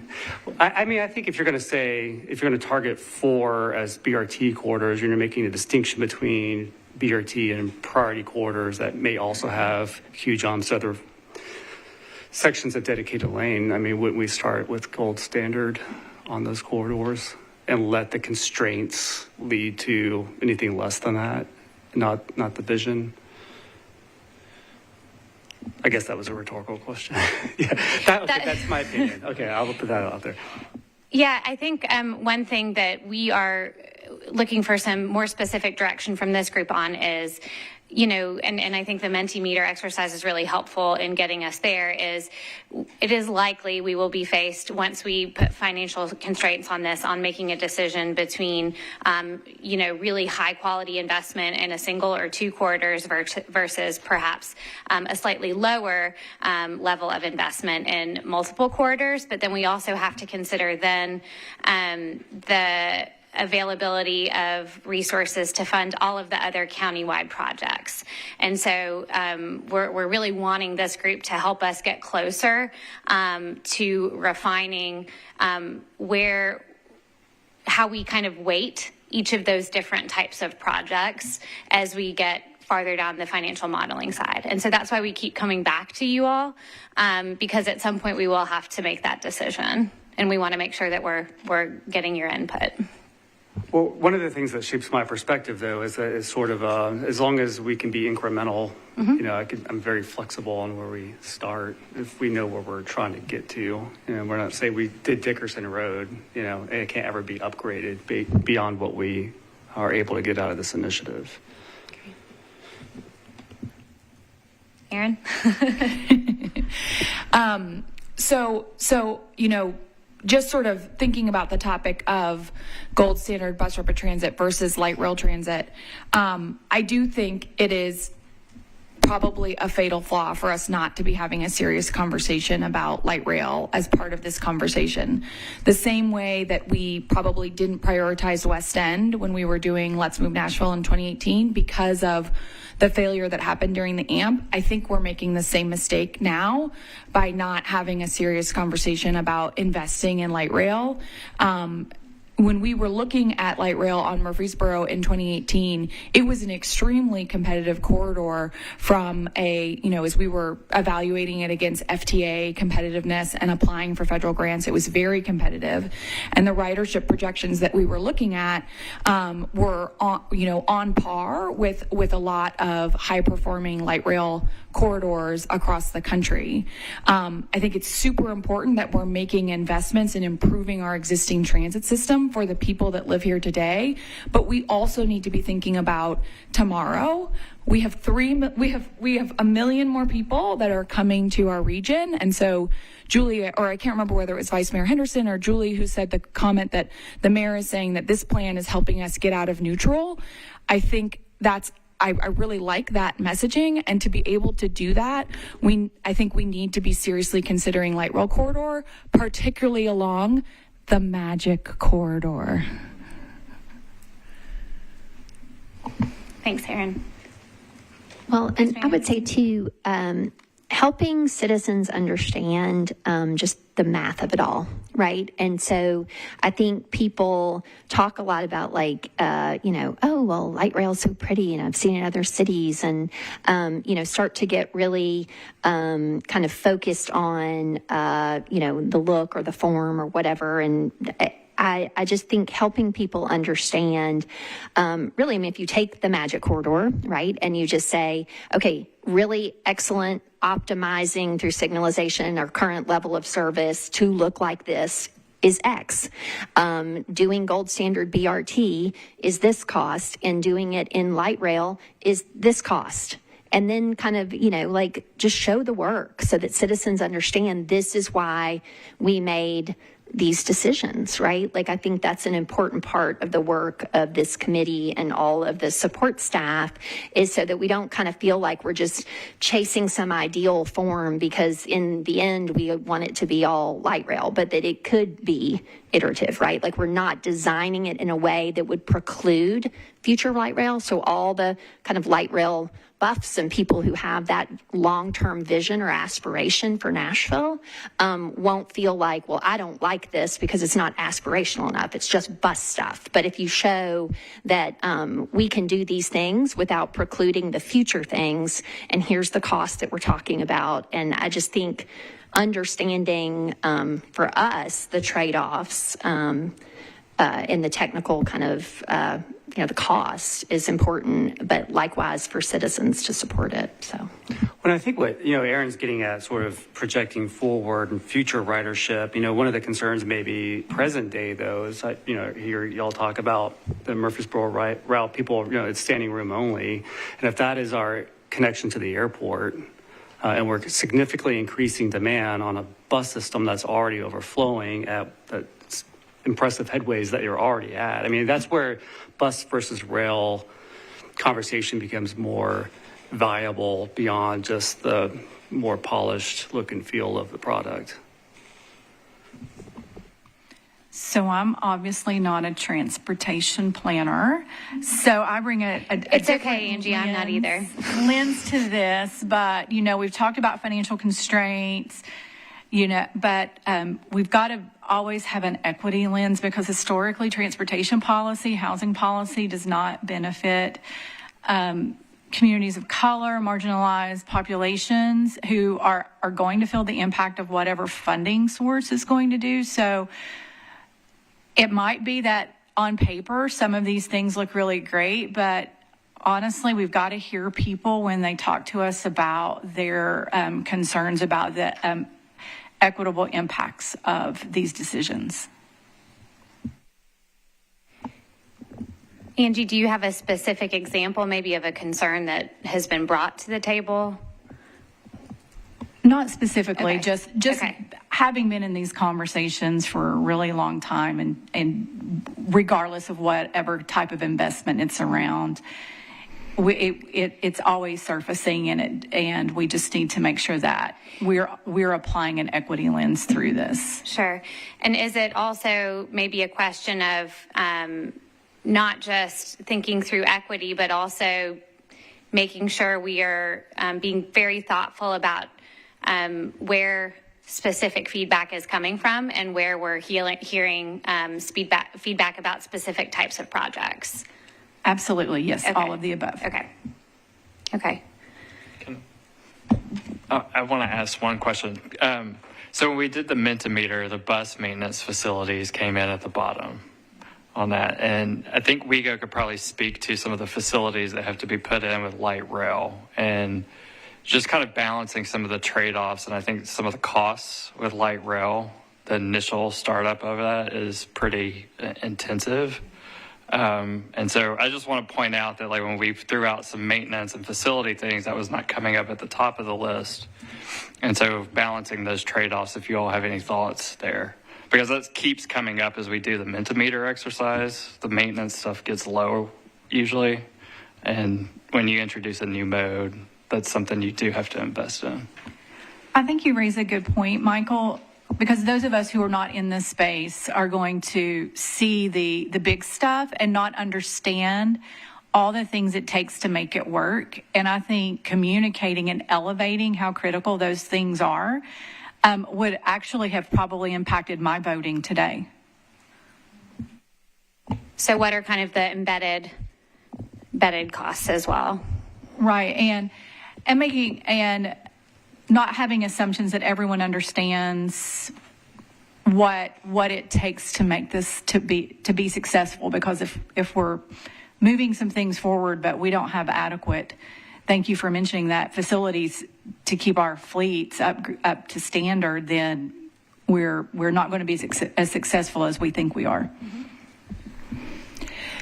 I think that's a really important point. And, what it just sort of reminds me of is that there are a lot of other cities across the country that have made these big investments. And back in the day, they didn't even include operation funding in the planning, when they were talking about raising revenue to be able to do some of these projects, which is why so many of our legacy cities are struggling with maintenance. And so it is important, of course, to talk about the maintenance facilities and the operation costs. But I just want to go back to the point where I'm saying, Like, are we as a group making a decision that we're never going to have high quality rail transit in Nashville as a city as we grow to 3 million people? And I think it's really important for us to have that conversation. The truth, I'm a data person. Everyone here that knows me knows I'm a data person. 31 cities out of the 34 cities that are bigger than Nashville have rail-based transit. As we grow to 3 million people as a region, we have the potential to increase our transit ridership by 600 to 800% if we're looking at cities like San Diego, Denver, and Baltimore, which are all 3 million person cities today. All of them have rail transit. So I think it's up to us as the technical experts. It's not surprising to me that the community conversation didn't necessarily bring up light rail, because to Vice Mayor Henderson's point, it's about the experience that they're having. And a lot of people can't envision what a future Nashville will look like.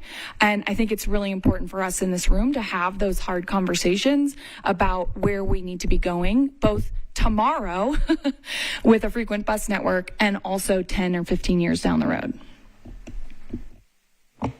So I think this is a really good discussion. One thing that comes to mind, and I'm going to be looking at Felix and Michael here, is maybe we can have a conversation about what kind of data would be helpful to you all to see once we have that information ready to share.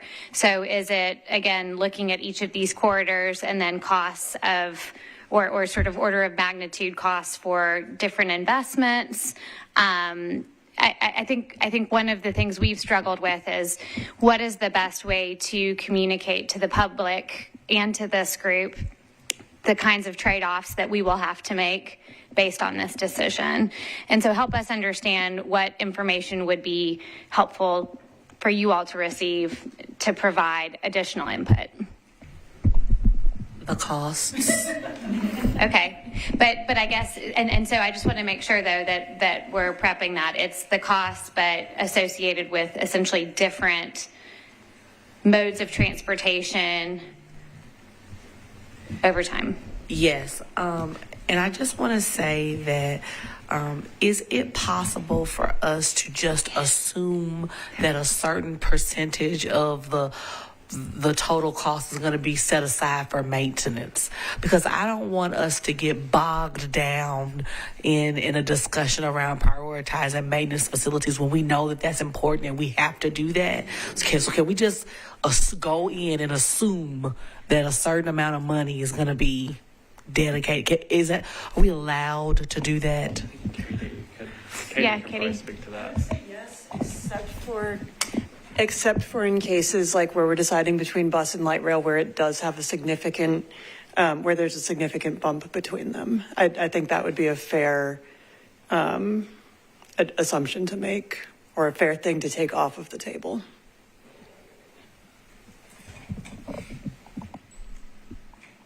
Jessica, I did. I'm totally having a moment. I totally forgot what I was going to say, but I want to go back and kind of talk to what Aaron was saying. I don't know that anybody's saying, well, Nashville's will never have light rail. I think it's just a matter of the pragmatic approach of trying to give as much improvement in service and infrastructure as possible across the county, which is a big service area, right?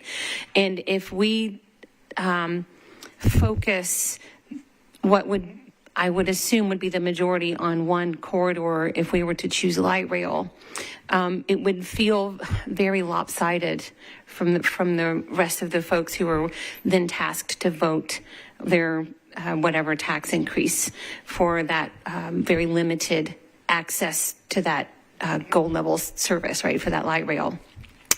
So, and from my perspective, from the community engagement that I've done, when people want advanced priority transit corridors, and however we talk about it when we're in the community, they want something that's separate from car traffic, right? So something that's infinitely more effective and efficient in their daily routine, whether that's commuting to a job and back, getting their kids, or going to healthcare appointments, or just going to the park, whatever it is. They just want it to be more convenient and faster than their car. I don't get the sense that people are going to die on the hill for light rail, mostly in my conversations. But I feel like if we had some stellar goal level BRT corridors, the next time we discuss a referendum that lays a strong foundation for that light rail at that point, right? Anyway, that's just my 2 cents. No, I think that's very helpful, Jessica. And what it also reminds me of is debates that I've had at my dinner table to sort of say, okay, well, yes, there's this plan that we're developing, and it's a suite of projects, and that's the basis that will inform messaging that we then go to the public with to try to get them to vote for something. And so I go back and forth as to, is the plan, is our specific projects in the plan as important as the messaging of the plan? Because there's sort of like an interim goal of getting people to vote for the surcharge, and the long-term goal is improving and increasing mobility across our city. And so I think this is a moment where those things don't exactly align really nicely. It's really unfortunate that we're faced with making this trade-off, right? I feel like, in a perfect world, we would be able to have both and. I'm a real fan of both and. Well, in this particular case, I feel like it's really hard for us to really make that decision. Number one, because we don't have the cost estimates in front of us, right? We don't know what the total cost we're aiming for is. I know on Thursday the mayor said there will be a B behind the dollar sign. So, but beyond that, there's not a lot of guidance in terms of what our total pot of money is. And we know that just generally we could kind of generalize like per mile BRT versus light rail, right? Robbie, yeah. So, but that without knowing our budget, so to speak, it's really hard to conceptualize what the actual projects would be, because some of the things we're not even talking about are 14 transit centers and a number of the other kind of service improvements that we're not even discussing yet, right, which are going to also be significant. As we've discussed, operations and maintenance over time can grow, because when you're looking at adding 14 frequent routes and 24-hour service, that is a lot of people power. That's a lot of people operating buses, right? That's hourly wages and salaries and benefits that in a sector that's already facing, struggling to find people to fill seats now, although WeGo is doing an excellent job with that. But anyway, so there's a lot of things that we're not even discussing wrapped up into this. Absolutely. And one thing I want to quickly address, and then we'll turn to Michael, is when we think we will have some numbers to share. And I'm looking at Michael, the other Michael. I don't know. I don't want to put a date and then not be able to produce soon. Let's leave it at that. And you have a meeting next Wednesday as well, so soon, I hope. Unless anyone from WeGo wants to put a date. No pressure. No pressure. No, I don't want to put a date. I don't blame you. Okay, never mind. We won't address that then. Michael. For general curiosity, finding out the order of magnitude cost for these things isn't hard to do on your own. But I think we can have and that's the difference between a plan and a program, as you started out talking about, Michael. This is a program of projects that is a stepping stone towards our plan. So we do have to kind of talk about both of these at the same time, even if we're not building the light rail now, is how do we get to that end goal if that's the long-term plan? And how do we design and implement something that can be upgraded, or how we write the measure or convince the state that the Improve Act gives us the flexibility to upgrade after the vote. I mean, I think that the plan and the program have to remain distinct, and the projects that are going to be presented in association with the funding are is the program. And so I think you can have and, Jessica, but and or and, both and, okay. And so though that just reiterates the importance of being incredibly clear with the public about what they are voting on. Because I think if we are externally talking about plans and programs, that is probably going to create confusion. So that is just the only other note that I think this group needs to consider. Aaron. I'm so sorry. I will stop talking after this, but I'm 1,000% on the both and train, and Cut her mic. drop the mic. And it is extremely hard to have these trade-off conversations when we don't have the costs associated with it. Obviously, I know some of those magnitude of costs. I know light rail is more expensive today than it was when we were talking about this in 2018. I understand it's expensive. I still think it's a super important conversation for us to have. And I also want to sort of put out there, because I think some people have been alluding to it, if we build a BRT corridor on Murfreesboro, the likelihood that we're going to come back and upgrade it to light rail is just really low. And so I don't think we should just sort of be putting something out there, oh yeah, we could come back and upgrade down the road.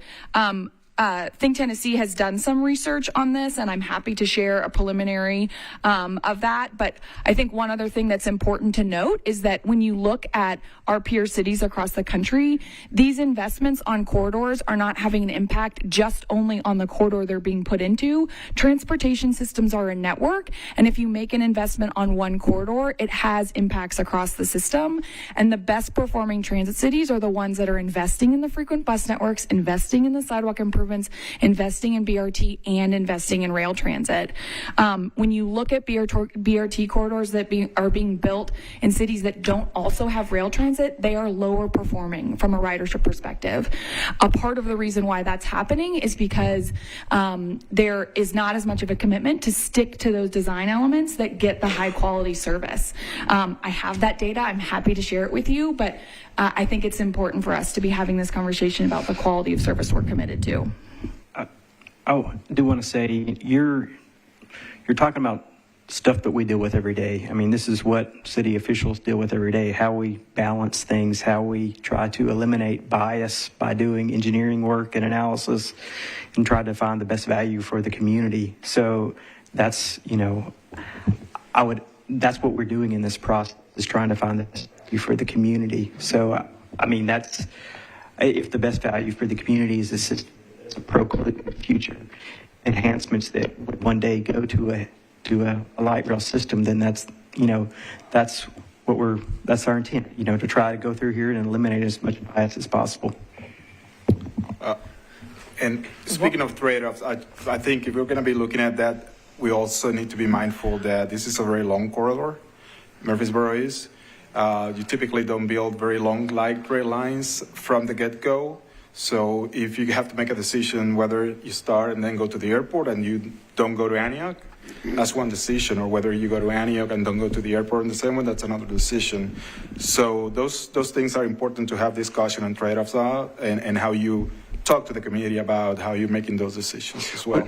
And I don't think Erin is trying to design a light rail system today, but I think the point she's making about skating to where the puck is going to be, and that this is not just about getting from point A to point B the quickest. This is about transforming a community and redefining land development patterns and how we live in our city. We just need to make sure that that minimum standard that we're targeting is going to be transformative. Otherwise, we're going to just have better bus service, which is important. But a lot of people will tell you that all the things that we know are critical, sidewalks, better frequencies, are things that they think they ought to be getting already and not something worth raising their taxes over. So we have to be forward thinking. And Erin's point is that has to be part of the conversation. I'm suggesting that one way we can do that is the plan versus program. But I think I would also say, yes, people think they're supposed to be getting them already, but they're not. And we're 80 years behind on it. 100%. And so, right. And so I think, again, explaining to them why we are where we are. And I think understanding, what we're kind of talking about, and we were speaking about this just from a messaging standpoint, the initial announcement, we're just kind of talking about like a tax increase in a general way, but what is the kind of achievable increment, given people's faith in government to deliver. And I think there's somewhat of a gap there because of the multi-plans and the multi-administrations and so forth, of the kind of doing the big things, right? And I'm always trying to kind of help people balance like the big, bold vision and the very kind of practical implementation of you literally can't walk there yet. Like you literally can't cross the street to get to the bus today. And so, I don't want to be kind of under aspirational, but I think there is a really great story to tell about the challenges that we have as a city because we are so huge, and just sprawled out. And what a conscious investment along with, Nashville Next and In Motion and all those things about, the centers that we want to have and just making those more walkable, bikeable, safe, and all that I think is really important. And I worry that when we, to your point, Michael, about, just the project based or just the corridor or that kind of thing, I don't know if that's going to get us there as far as people's in investment, because I think at the granular level, when you talk to people in districts on doors, they just want to be able to kind of walk places, be safe, get on the bus. And sometimes, y'all, it's not even so much about like they want the bus to get them there faster than their car. It's even just sort of comparable, right? But it's a stress reduction. Like I don't have to park, I don't have to whatever, that kind of stuff. So I do hope that we can kind of figure out showing folks that that system stuff, the maintenance stuff, the stuff that, yes, we should already be doing, but we can't because we don't have dedicated funding. Like, what does dedicated funding help you do, So I just want to go back to the note about what data might be helpful for us to talk about. And so, yes, we need the cost, but it also might be helpful for us to talk about the available revenue sources. So what pots of money are available, how much money those taxes would be expected to raise, and why or why not we are considering those available sources. We're happy to bring that to this group. If I could just add to that really quickly, maybe if possible, looking at what are some of the public works initiatives that are being done along these corridors, the timing around that, thinking about stormwater improvements and just sequencing more than anything, but I think that would help sort of paint the picture. Can I give us some homework? Sure. I'm just creating this on the fly. But I was sitting here thinking about what Vice Mayor Henderson is saying, which is that transportation is very personal. We have a responsibility to demonstrate to people how their commute would change, how their trip would change with these proposed improvements. And so I think about right now, I would walk about a quarter of a mile to the 56. I would get on it. It's a great level of service. It comes every 10-ish minutes, basically. It wouldn't be in its own dedicated lane, so the amount of time that it takes to get downtown varies every time I ride it. What is all of our experience trying to get to the same location? So could we pick a point? If it's central, if it's whatever, what does your commute look like right now and to get to central? And what could it look like in the future? What would make it a better commute for you? Is it sidewalks? Is it a protected bike facility to ride an e-bike to get to a major corridor, to take a bus that runs in its own dedicated lane, or a light rail vehicle that's running in its own dedicated right-of-way? I just think that that's probably really important for us to be able to articulate as a committee. No, I think that's great. And ironically, Michael and I went through the same exercise, half of the exercise, I should say, in terms of defining what our commute would look like using public transit. And so our commutes are vastly different. But I think that's a great idea for this group. And then taking it one step further and saying, okay, what's the one thing I would want to see changed in this to make it better? So Mateo will put that in an email when she. No, I think it's great. It's good. Any last comments? I know we are over time, so we're going to recommend wrapping for the time being. But any last kind of closing comments or things that people need to get off their chest? I just want to say real quickly, I can't help but think about the last election and the train being the shiny object. And so I'm a huge rail guy, love the rail idea. I just want to help. I want to make sure we're considering the political cost of a rail. And I don't want that to be the barrier to getting dedicated funding for transit, you know, and like we're saying, this is the last good chance at it. I want to see a rail. I really do. I just am afraid of the outcome should there be a rail in a plan. I just want to say that. I guess as my final comment, there's the future direction study going on right now. We have rail in our region that's underutilized, underinvested in, a lot of development potential along that corridor, a significant chunk of that corridor in Davidson County. And I don't think we should turn our back so quickly on that corridor, thinking that it's going to be forever 12 trains a day, and that that's going to matter into the future. So, I don't know where that fits in the context of developing this tip, but we got to push ourselves a little bit harder to figure out what to do with that asset. I wasn't going to say one last comment, but Eric, I just have to respond to yours. Just because the city said they weren't ready for 5 light rail lines and a downtown tunnel does not mean they're not ready for one light rail corridor to prove what it could look like for our city and for our future. Can I just throw in, and sorry, I know I'm the comms person at the table, but there's a lot of different kinds of rail. It's not always just light rail. Like, I lived in Denver for almost 10 years. We had a commuter rail. It could get you to the airport, and its top speed was 79 miles an hour. So the reason they did that is because it was so stretched out, and you couldn't run light rail because you couldn't charge the train fast enough.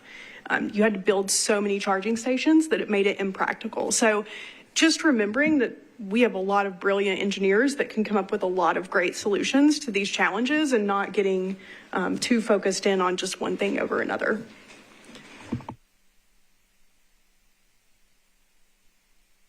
All right. Thanks, everyone.